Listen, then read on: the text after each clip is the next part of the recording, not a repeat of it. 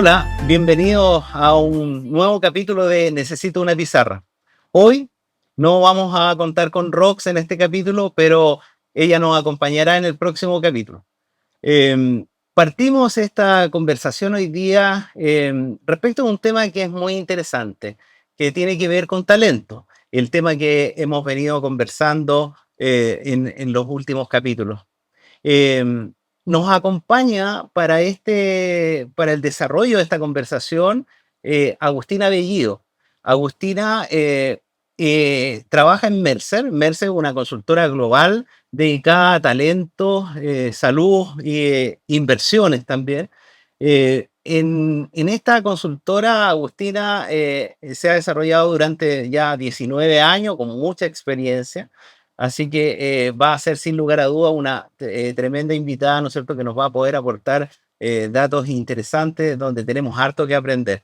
Agustina es licenciada en Economía, con un magíster en Negocios Internacionales y también un posgrado en Recursos Humanos. Posee, como les decía, una vasta trayectoria, experiencia en la consultoría. Ha participado y liderado en muchos proyectos, ¿no es cierto?, y consultoría, estudios de beneficio y también en todos los ámbitos de la gestión de personas. Así que queremos darle las gracias a Agustina por acompañarnos, por el tiempo y le damos la palabra para el saludo inicial. Bienvenida, Agustina. Muchas gracias, Juan Carlos. Muchas gracias por la invitación, un placer. Y acá contigo, que nos conocemos hace muchos años y muy agradecida de esta invitación. Ok, gracias, Agustina. Vamos a desarrollar entonces este tema que tiene varias aristas. Cuando nosotros hablamos de talento, en términos generales, ¿no es cierto?, tendemos a tener una idea de talento que no necesariamente es la misma idea, ¿no es cierto?, con la cual se trabaja en gestión de personas, en talento. Entonces, queremos iniciar esta conversación, Agustina, preguntándote qué entendemos por talento. Muy bien. Bueno, hay distintas formas. A ver, muy buena pregunta. Creo que hay organizaciones que consideran el talento como aquellos colaboradores que tienen que están por arriba de otros en materia de potencial y desempeño, por ejemplo, ¿no? Entonces uno dice a una matriz, nine box, o ahora se han reducido a menos cuadrantes, también four box, ¿no? Y aquellos que están en el cuadrante de alto potencial, alto desempeño, yo los considero mis talentos, para decirlo de una forma.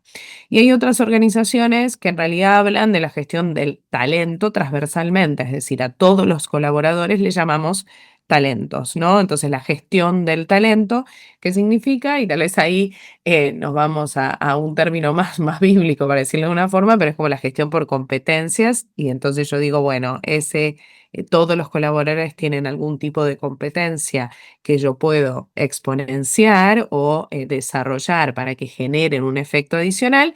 Entonces yo gestiono, ¿no?, ese talento que tengo dentro de mi organización. Así que yo te diría que es un poco confuso. Hay organizaciones que lo usan para una cosa, algunas que lo usan para otros. En general, nosotros tratamos de hablar desde Mercer con una mención más transversal a que gestionamos el talento de toda la organización, que pueden ser todos los colaboradores, tratando, como digo, de exponenciar aquello que los diferencia por sobre otros. ¿Sí? No sé si eso está, está correcta la respuesta, pero creo que esas son las dos formas que en general vemos el uso de esa palabra, ¿sí? Sí, perfecto. Sí, iniciamos la conversación, Agustina, con esta pregunta, precisamente por esa confusión que se tiende a dar, ¿no es cierto?, en las organizaciones, porque cuando hablamos de talento tendemos a tratar de no dejar a nadie afuera. Entonces hablamos de todos de talento, pero si todos son talento, entonces nadie es talento, ¿no es cierto? O sea, sí, entonces nos encontramos ahí con que es difícil. Si pudiéramos definir un poco más preciso, Agustina, ha sido el trabajo de Mercer en términos de talento? ¿Quiénes son los talentos? ¿A dónde va dirigido los programas que ustedes ejecutan? Muy bien. A ver, en general yo diría que lo más relevante en una organización, creo que tu comentario, Juan Carlos, va muy en relación a la falta de transparencia de las organizaciones en materia de definición de talento, desde la definición hasta la comunicación de quién es ese talento crítico para la organización o aquel talento, como digo, bien visual. Ahí me gusta visualizar las cosas, ¿no? Como digo, que está ubicado en esos cuadrantes superiores. Las organizaciones les cuesta definirlo, no todas las organizaciones en Chile tienen definido los talentos o cómo miden el talento o cuáles son sus políticas respecto al talento, y menos todavía tienen comunicado quiénes son esos talentos. Entonces, muchas veces esa debilidad en esa transparencia respecto a quién es talento versus otro, por ejemplo, que recibe un programa de capacitación particular porque se merece ese programa o que realmente está en un cuadro de sucesión de otra persona porque es un talento que va a suceder a un líder o un gerente. Como no existe tal vez esa transparencia, las organizaciones necesitan mucha ayuda, ¿no? Y empiezan estas confusiones en donde yo soy mucho más generalizo, ¿no? Mixta, y no voy al foco en quiénes son aquellas personas que destacan. Desde nuestro punto de vista, hay que trabajar mucho y donde nosotros trabajamos con las organizaciones es por ejemplo, la definición de potencial, Juan Carlos. Yo creo que una de las debilidades que tienen las organizaciones, el alto desempeño con buenos KPIs, fijando, ¿no? Normas de convivencia en materia de desarrollo y desempeño en la organización. Yo creo que digo convivencia porque me gusta esa palabra para decir la convivencia entre mi comportamiento y el resultado organizacional, ¿no? Es decir, cómo finalmente hay una combinación entre lo que yo hago y cómo aporto a la compañía, eso es desempeño. Si tengo definición de KPI, si sé hacia dónde tengo que ir, el desempeño es muchísimo más medible. No quiere decir que todas las organizaciones lo hagan en Chile, que fijen KPI, que estén bien direccionadas, pero en Latinoamérica, ¿no? Cuando hablo de Chile, muchas veces esto es un reflejo de muchos países. Yo sacaría tal vez a Brasil y México, que son un poquito más evolucionados, pero también son más grandes, ¿no? Es un poco distinto. Entonces, en ese sentido, cuando nosotros hablamos de desempeño es más simple, pero yo te diría donde está la mayor debilidad es justamente en el potencial. Hay una discusión respecto a quién es quién es tiene potencial, quién no tiene potencial, un high potential, ¿no? Esa frase así en inglés, usamos Sí, muchas claro. palabras en inglés, lamentablemente, que igual definen mejor a veces los términos. Entonces uno dice, ¿qué es potencial? ¿No? Una persona de más de 30 años ya no tiene potencial. ¿Cómo que no tiene potencial? ¿Y qué significa? No es que tiene espíritu, muchas empresas lo definen como, no, es que habla, es que se relaciona con sus pares, pero ¿eso es potencial o es que tiene una competencia por encima de la media de habilidades interpersonales? Y ahí nosotros tratamos de definir el potencial como la capacidad de, bueno, el upskilling, el reskilling, ¿no? De poder seguir entrenando, desarrollando las habilidades para ocupar cargos de mayor jerarquía o de mayor nivel de expertise. El readiness para eso, es decir, cuánto le falta a la persona para eso, y el fit, ¿no? En la organización y respecto al cargo. Y la avidez de la persona de hacer eso, sí, que eso es bien relevante, ¿no? Así Sí. que bueno, yo te diría que ahí es donde falta un poquito de camino a recorrer. Yo me quedo, me pareció muy interesante volver un poquito atrás en algo que me parece muy relevante de lo que tú señalas, que tú le llamaste transparencia. Yo creo que las organizaciones no son tan transparentes, bueno, a veces no existe esta capacidad y es mejor ser amigo de todos, ¿no es cierto? Así como diciéndole a todos que son talentos, bueno, todo el mundo es importante dentro de la organización, por eso existe, ¿no es cierto? Pero no todo el mundo es talento dentro de la organización. Entonces, esta transparencia, ahora, si uno mirara esta transparencia, ¿no es cierto?, como una posibilidad de aquellos que están como en el límite puedan mejorar, a lo mejor también esta transparencia podría ayudar a desarrollar más potenciales, digamos, ¿no es cierto?, y no quedarnos creyendo que todos son iguales. Me parece súper interesante ese punto. Ahora, y vamos un poquito al tema de beneficio. Agustina, ¿cómo ves tú en esta misma lógica entre que hablamos de talentos transversales, ¿no es cierto? Que todo el mundo es talento o talentos, ¿no es cierto?, que están basados en este potencial, ¿no es cierto?, desarrollo potencial y que en el futuro seguramente, ¿no es cierto?, a mí me gusta mucho la definición de que talentos son aquellos que liderarán, ¿no es cierto?, el futuro de la organización. Me gusta mucho esa definición, ¿no es cierto?, porque de alguna manera es preparar la sucesión. Entonces, en esta lógica de o son todos talentos, ¿no es cierto?, existe un grupo, ¿cómo han trabajado el tema de beneficio para atraerlo?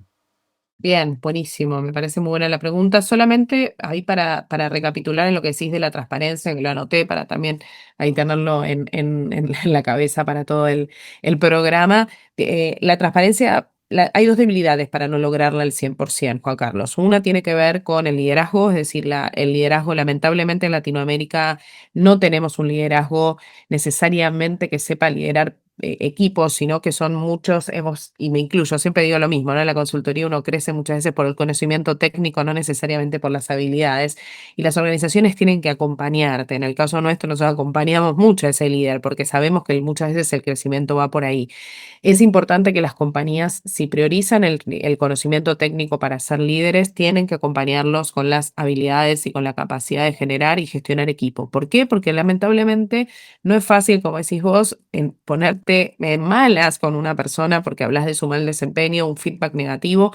Tampoco es fácil el feedback positivo real en relación a un hecho. Trabajar el liderazgo. Y lo segundo, como te decía, también tiene que ver con las políticas y con los principios organizacionales en materia de gestión de personas, ¿no? Esto de ahora vamos a ir a beneficios, pero tener una política de gestión de desempeño, tener una política de sucesión. Si yo tuviera una política de compensaciones, porque si entramos ahí en transparencia de compensaciones, también tenemos un largo camino que recorrer. Si yo tuviera escrito que aquellos potenciales talentos o aquellos que están ubicados en esa L invertida son elegibles a ser sobrepagados por encima de la mediana o en el 75 percentil, lo tuviera escrito, sería muy fácil volver a eso y decir, mira, está, ¿y por qué? Porque yo te mido desempeño, mido potencial y vos no sos elegible a estar ahí porque la política dice que para estar ahí hay que, de nuevo, ¿quién tiene esa conversación? Debería ser el líder, no recursos humanos, ¿sí? O gestión de personas. Los líderes tenemos que tener el conocimiento para poder enfrentar ese tipo de conversaciones, para poder hacerlos en forma transparente. De nuevo, nos va a ayudar mucho tener una política organizada. Yendo a beneficios y a políticas de beneficios, me voy un poco para atrás, Juan Carlos, nosotros hablamos de la propuesta de valor al empleado, ¿no? Hablamos de un triángulo, ¿sí? Que es un triángulo que tiene en la base, ¿no? Se divide en tres, es un triángulo que abajo tiene las compensaciones, los beneficios, en el medio la flexibilidad. En el segundo escalón, que es un poquito más chiquitito, digamos, es el bienestar y la carrera, y arriba el propósito. Todo esto enmarcado en la cultura organizacional, ¿sí? Entonces, ese triángulo sería la propuesta de valor al colaborador que se interpreta y tiene formas de darse de distintas. Se da de distintas formas, para decirlo de una forma. Perdón, medio confuso, pero básicamente, la base de la pirámide son aquellas cosas fácilmente imitables, ¿sí? Las compensaciones y los beneficios. Nadie descubre la pólvora en ese sentido, ¿no? Es decir, una empresa sale yo me acuerdo, como decías vos, estoy hace 19 años trabajando en esto, hace 15 se puso de moda que hacer manicure en la oficina. Todo el mundo hacía manicure en la oficina. Nadie pensaba si había muchas mujeres o los hombres querían recibirlo, entonces la política era para mujeres solos. Bueno, la realidad es que el cuestionamiento respecto al beneficio o a lo que se daba no era tal, pero fácilmente imitable y mucha data para poder entender qué está haciendo el mercado en ese sentido.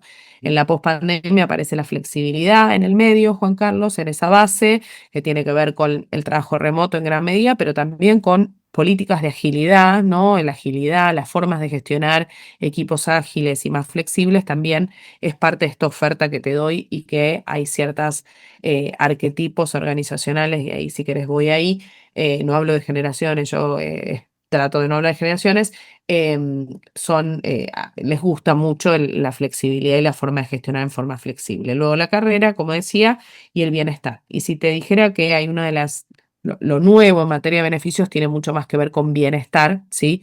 Que con beneficios particularmente, ¿sí? Cuando hablamos de beneficios, hablamos de como 5 tipos de beneficios, ¿sí? Nosotros, Mercer, nos gusta ir evolucionando en eso, perdón, de bienestar, en donde hablamos del bienestar emocional, el bienestar financiero, bienestar social, bienestar físico y bienestar en relación a mi carrera, ¿sí? Esas 5 dimensiones son las que inciden sobre mi bienestar total, ¿sí? Para que una persona esté sana en una organización, ya no se considera que hay que darle gimnasio solamente, sino también que tiene que no estar pensando en cómo llegar a fin de mes, tiene que tener espacios sociales o gregarios desde la organización y en su vida. Entonces la pandemia nos llevó a repreguntarnos mucho respecto al bienestar, ¿no? Que tiene el impacto del bienestar mental para la salud mental, que obviamente va en detrimento del trabajo del colaborador.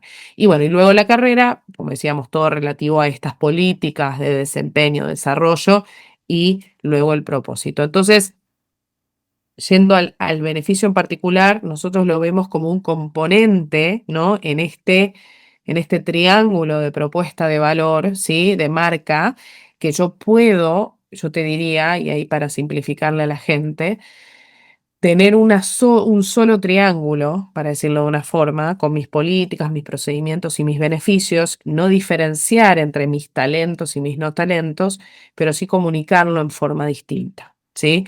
Eh, Seguro que voy a diferenciar en algún punto, hay un tramo en donde está bien la diferenciación, es muy correcta la diferenciación.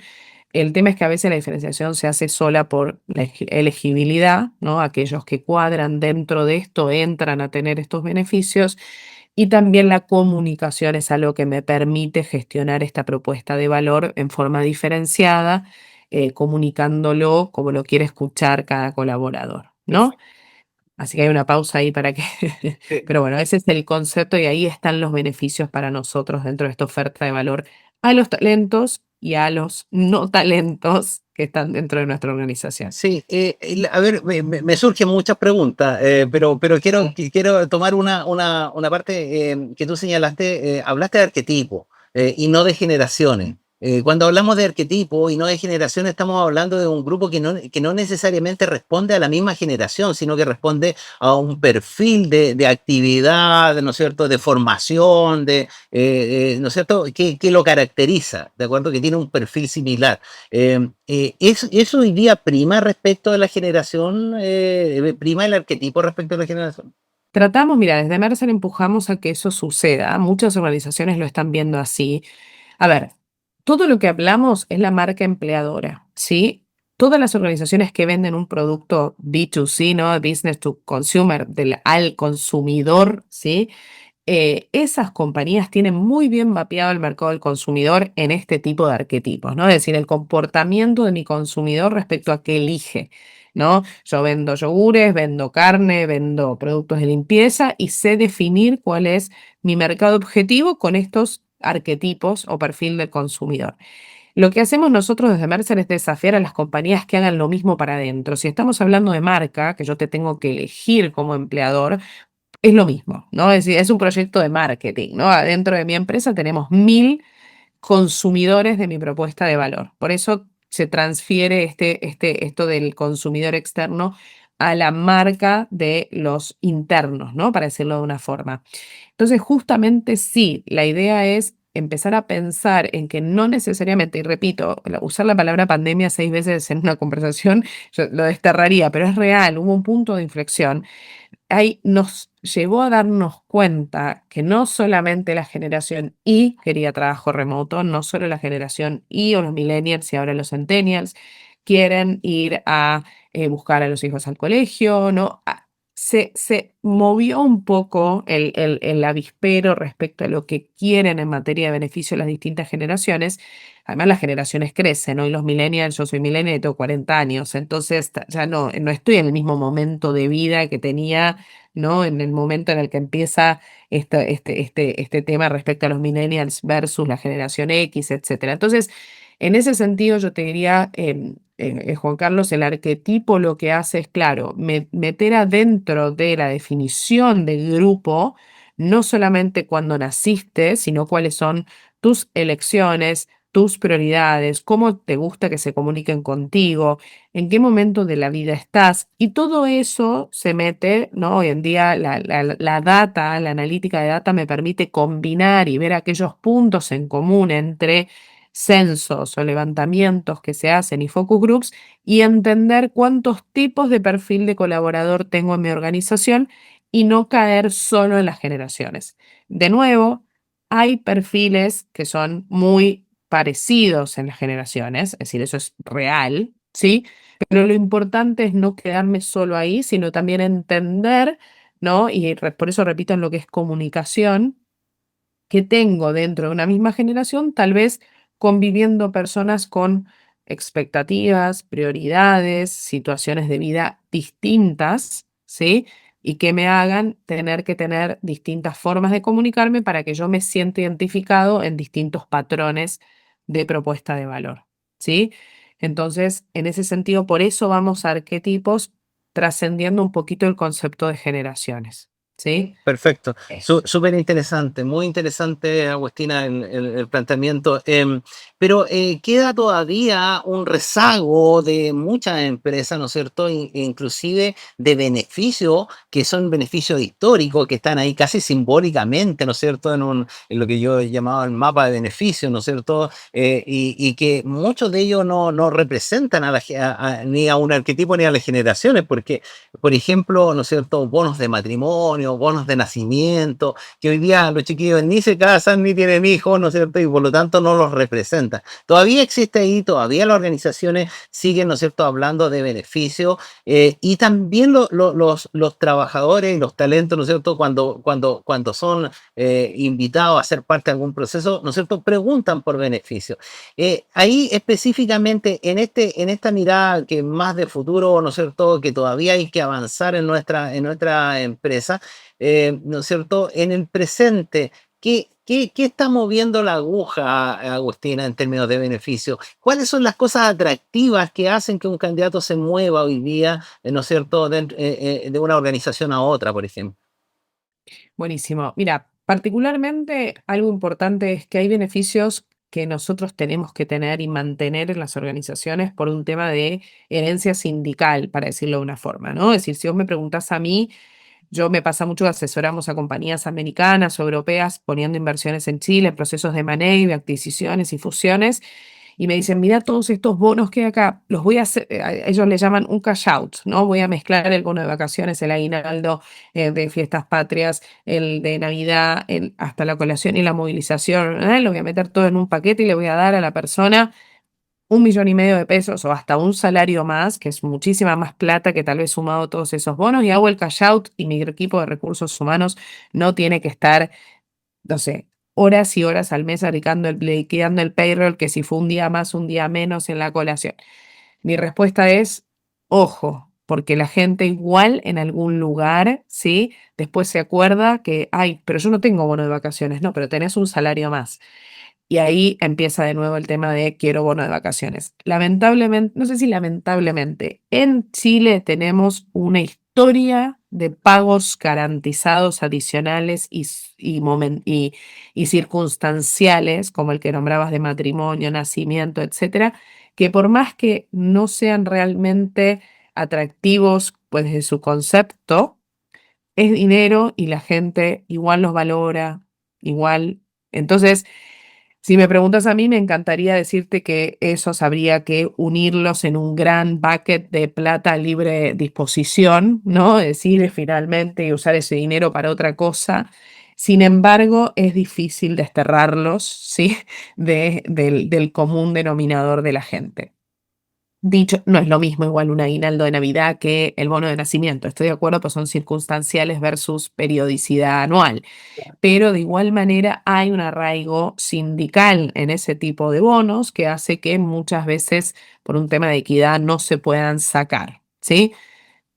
Sería bueno si las empresas empiezan a negociar colectivamente considerando los nuevos arquetipos y ahí sí las nuevas generaciones que empiecen a negociar con cosas distintas, como por ejemplo que los atrae el bienestar. Es decir, hoy en día el tema del wellness verdaderamente es bien relevante. No sé si para que una persona se cambie de trabajo, Juan Carlos, pero yo te diría que realmente el concepto de bienestar, en especial en relación a la salud mental, es bien relevante.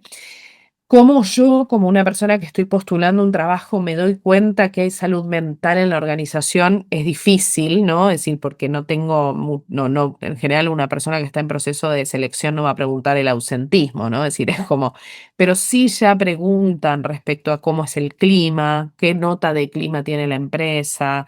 Por eso muchas empresas les gusta el aparecer en los rankings en materia de experiencia del colaborador, porque eso es marca. Entonces yo con eso tengo cierta tendencia como candidato a saber que si esa empresa está en el top 5 o el top 10, hay buen clima o hay una buena IX. Entonces yo te diría que el bienestar hoy es bien relevante. La flexibilidad, sin duda, yo igual ahí tengo mi punto de vista en que si ninguna empresa ya termina dando home office o trabajo remoto, no les va a quedar mucho lugar a donde trabajar a los chicos. Y hablo de los chicos porque obviamente esto viene muy desde la juventud, pero lamentablemente todos, y me incluyo, a mí me encanta trabajar desde mi... A mí me gusta el mix, la hibridez es muy buena porque finalmente es flexibilidad. Y después puedes ir todos los días a la oficina, pero saber que un día, si tenés que concentrarte, te podés quedar en tu casa, ese es un concepto que es súper importante y que espero que no se elimine por completo al 5 por 0, para decirlo de una forma. Pero igual las generaciones nuevas y los chicos buscan trabajo remoto, buscan comunicación efectiva con el liderazgo. Pasa es que muchas de esas cosas, Juan Carlos, no las sé hasta que no estoy adentro de la empresa. Entonces, hay mucho que está en el proceso de selección, por eso se involucran mucho los líderes también hoy en día en los procesos de selección para atraer a ese talento muy crítico, porque tienen que tratar de contarle cómo se vive la empresa en esa hora de entrevista, porque de nuevo, y lo que atrae mucho al colaborador, vuelvo, bienestar, cómo la voy a pasar en esa empresa. eh, Obviamente, bueno, y eso que te dije antes. Obviamente, un salario competitivo y de mercado, eso es crítico, obviamente en la propuesta de valor, no es un beneficio, pero sí es algo bien relevante en la propuesta de valor. Y yo te diría que el antiguo y muy bien valorado seguro de vida y salud también es muy crítico. Pero también lo digo desde mi arquetipo, en donde con hijos y en un momento en donde es y muy importante tener un seguro. Sin embargo, te diría que hoy en día mm, es cross-generacional en la valoración de un beneficio como el de seguro de vida y salud, en especial en un país como Chile con los altos costos, ¿sí? Así que yo pondría primero todos los beneficios relacionados al bienestar, ¿sí? Que ahí caen estas 5 dimensiones, hasta ahí podría caer hasta las olimpiadas de la oficina, la fiesta de fin de año, desde lo social, ¿no? Y luego los eventos dentro de la empresa, un desayuno para conocernos, etcétera. Y también, obviamente, beneficios relativos hasta gimnasio o ese tipo de cosas que también igual, bien comunicadas, son relevantes. Y luego lo que tiene que ver con lo más tangible, ¿no? En materia de riesgos, como puede ser el seguro de vida, de salud, y bueno, y toda la parte económica de competitividad salarial. Sí, yo lo pondría de esa forma. Perfecto, muy bien. Yo creo que ahí hay un buen resumen de un poco lo que ha sido o lo que son hoy día los beneficios por los cuales de alguna manera, como tú dices, no necesariamente es cambiarse de un trabajo a otro, pero cómo los trabajadores hoy día, ¿no es cierto?, los jóvenes y bueno, no, los no tan jóvenes también lo valoran. Em, es súper interesante el tema, sin lugar a duda, da para mucho más, pero me gustaría, terminando, Agustina, pedirte si podemos hacer un resumen. Nosotros orientamos nuestro trabajo en el podcast, ¿no es cierto?, hacia el mundo empresarial, pero también hacia las pequeñas y medianas empresas. Ahí en las pequeñas y medianas empresas nos encontramos, ¿no es cierto?, con que muchos de estos temas son aplicados porque hoy día, ¿no es cierto?, la flexibilidad también se puede aplicar y por lo tanto no son cosas tan lejanas. Pero se cometen errores, se cometen hartos errores, ¿no es cierto?, cuando hablamos de beneficio, cuando hablamos, ¿no es cierto?, de dar esta mirada al trabajador trabajador que tiene una percepción distinta del trabajo, ¿no es cierto?, a la que teníamos los que tenemos más años, digamos. Entonces, ahí lo que te quiero preguntar es, danos algunos dos, tres elementos que a ti te parece o errores que se cometen cuando hablamos de diseñar o paquetes de beneficios, diseñar una estructura de bienestar, ¿no es cierto?, para el trabajador o buscar esa retención del trabajador y cometemos algunos errores en el camino. ¿Cuáles son esos errores para que las personas que nos siguen, ¿no es cierto?, les quede claro, digamos, que lo tengan ahí presente? Bien, lo primero es mi consejo, que también puede ser un error, es, para escribirlo, creo que es conoce a tu público, ¿no? Es decir, conoce a tu consumidor. No des por sentado, voy a darle doble clic, ¿no? Ahí, Juan Carlos, Mm. vos escribí el titular, ¿no? Pero es no dar por sentado que todo el mundo quiere lo mismo, ni que porque esa persona viene con una educación A, B o C, va a querer lo mismo. Entenderlo, escucharlo, diseñar estos arquetipos para mi organización. Si no puedo contratar a un tercero, lo puedo hacer internamente buscando, ¿no?, puntos en común, porque finalmente puedo lanzar un programa que traigo de mi empresa anterior, ¿no? Como colaborador de recursos humanos, hacer copy-paste, que ahí sería lo segundo, ¿no? Conoce a tu público y no hagas copy-paste, porque verdaderamente después puedo gastar muchísimo dinero en algo que no está generando el efecto que yo quiero en mi organización. Lo segundo es, yo te diría que no caigamos, esto, trascendamos del beneficio de la propuesta de valor, ¿sí? Yo creo que las compañías tienen mucho que contar y no necesariamente solamente, como decís vos, las pymes. Hay mucho que contar. En Chile, más del 50% del mercado del trabajo viene de las pymes, ¿no? Eso tiene mucho para contar. Si yo lo trasciendo el concepto de beneficio, repito, a propuesta de valor, voy a lograr atraer muchísimo mejor. Te doy un ejemplo, Juan Carlos. Seguro de vida y salud. No, somos muy pocos, nos sale muy caro, no lo podemos negociar. Te puedo asegurar que ya a partir de 15, nosotros ahí en nuestra área de broker ya lo sabemos, a partir de 15, 20 colaboradores, uno puede salir al mercado a negociar algo relativamente bueno. Si no lo puedo pagar como compañía, que lo pague el colaborador, pero lo pongo en mi oferta de valor, ¿no? Es decir, o se lo pago solo al colaborador y que él pague sus dependientes, entendiendo mis limitaciones presupuestarias, pero no tener un seguro de vida, especialmente dentro de una organización, sea pyme o no, es muy complejo, ¿sí? En todo sentido. Entonces, la realidad es que, de nuevo, tengo que ver mis limitaciones, pero entender que como cuento la historia, ¿no? De dónde salgo, hace que haya mucha más atracción de talento. Políticas. En una pyme puedo tener un poquito más de flexibilidad. La gente puede ver cómo es tangible su contribución hacia los resultados. Eso es muy atractivo. ¿Sí? Es decir, que la gente entienda que su trabajo está generando X y resultado, ¿sí? Porque acá no estamos hablando de organización sin fines de lucro, estamos hablando de empresas con lucro. Es muy atractivo. Puedo poner compensación a riesgo y que la gente entienda cómo haciendo bien su trabajo va a ganar más dinero, hasta se puede multiplicar su dinero. Así que, de nuevo, yo creo que crearnos el cuento y ver cómo podemos, digamos, finalmente comunicar desde una mirada mucho más global. Y tal vez el tercer punto tiene que ver con realmente poner foco, es como un consejo, ¿no? Realmente poner foco en el bienestar. Nosotros tenemos estudios que hacemos todos los años, Juan Carlos, respecto a bienestar financiero y que es un concepto que empezó a aparecer hace algunos años. La gente gasta un día a la semana, sí, casi. Hay distintos estudios, pero ya nuestro estudio lo que dice, nosotros censamos gente un día a la semana pensando en sus preocupaciones financieras. ¿Sí? Es decir, imagínate lo que significa eso para la salud mental, para el tiempo de la gente. Entonces, finalmente, pensemos el bienestar de una forma más holística. De nuevo, acá no estoy hablando que la empresa es el papá de nadie, sí, eso no, no, no. La empresa es un socio, ¿no? Un stakeholder dentro de este ecosistema, ¿no? De que vivimos en este mundo. Em, pero sí concentrarse en qué significa bienestar en mi compañía y creo que eso es un inicio de una red neuronal que se comunica con el resto de la propuesta de valor. Buen liderazgo. va a tener un efecto en el bienestar de la persona.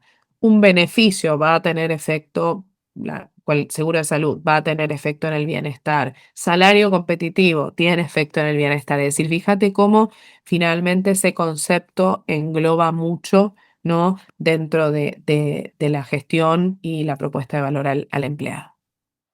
Ok, yo sin lugar a dudas necesito una pizarra para anotar muchos temas interesantes ideas interesantes que nos comenta Agustina, pero vamos a anotar tres grandes ideas que nos acaba de señalar en nuestra pizarra manual y que dice conocer el público. Yo le agregué no suponer, ¿no es cierto? No suponer que las cosas son de una determinada forma o que mi gente es como otro, ¿de acuerdo? Sino es indagar un poco más en el fondo, cuál es mi gente, qué es lo que quiere, qué es lo que valora, ¿no es cierto? Eso es la idea de conocer el público, no copiar, nos dice Agustina, ¿no es cierto?